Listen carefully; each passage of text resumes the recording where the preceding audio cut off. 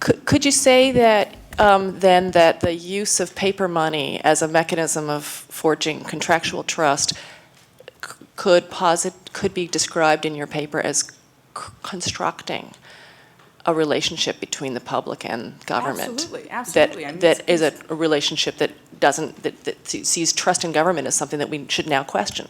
So let me move to the trust point, right? So there's no question that these different kinds of money constructed different relationships between participants.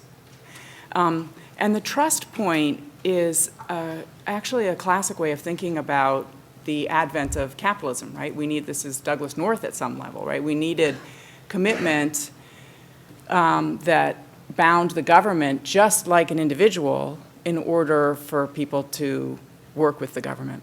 And to give you the most, I think the story is much more complicated than that, and there are different ways of constructing trust in the government, right? So I would probably just move the ball and make the same point. But let me make it very concretely by taking a case from the 1930s about money, right? So if it's the case that you can't actually breach this contract with the government, then you shouldn't be able to breach the contract with the government. So a lot of the quotes that I read were from a case in the 1930s called Perry, in which the government refused to pay someone who held government bonds, refused to pay them in gold of the same weight that gold had had in 1917 when this guy had bought the bonds, because they've devalued gold and they've prohibited its export.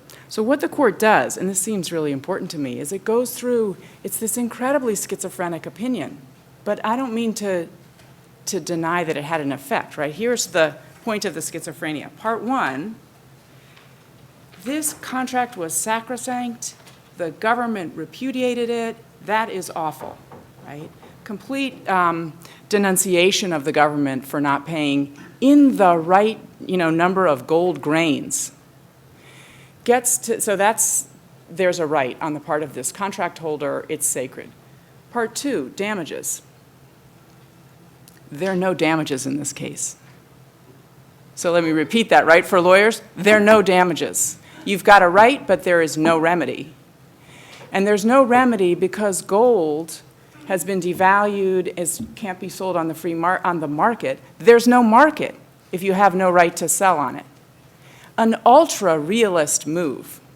Right? Now, you can just dismiss this as deception, right? But it has a reason, right? It has a rationale. They're protecting the fiduciary claim. But they're also up against this rock that money is ultimately a political medium that needs to be regulated by the government. So on the one hand, this is not, this doesn't maintain trust in the way that Douglas North would see it as a repudiation and would be outraged. Well, maybe he wouldn't be outraged because he would understand the way money had to be regulated. But it's not any more trustworthy, right, in the 1930s, that decision, than a decision in, 1435. So it's not a question of trust per se, it's how this was configured as a matter of practice and what the government, how that decision then would be understood. Let me just add one thing. I think that the notion of freedom in the earlier period, at least in my story, is there, but we don't see it today, or we don't hear it today. I would agree with you. I think that the notion of trust is the flip coin, the flip of the side of the coin, of the notion of freedom.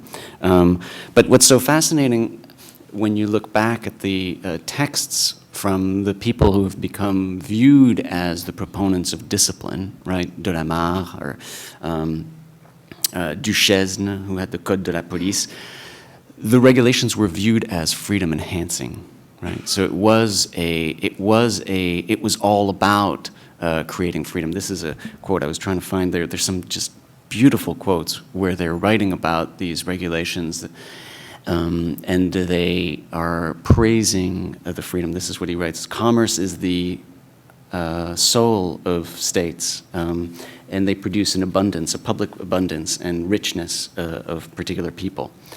And from there, of course, the sage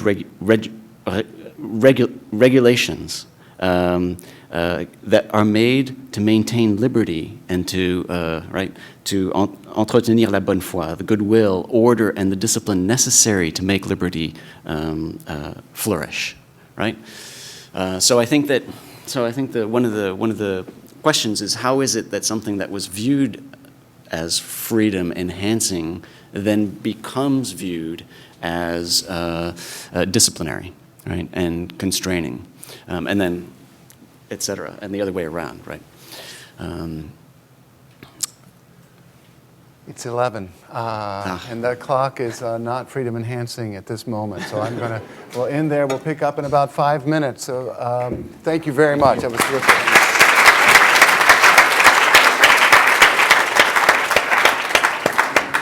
It's a lot of fun.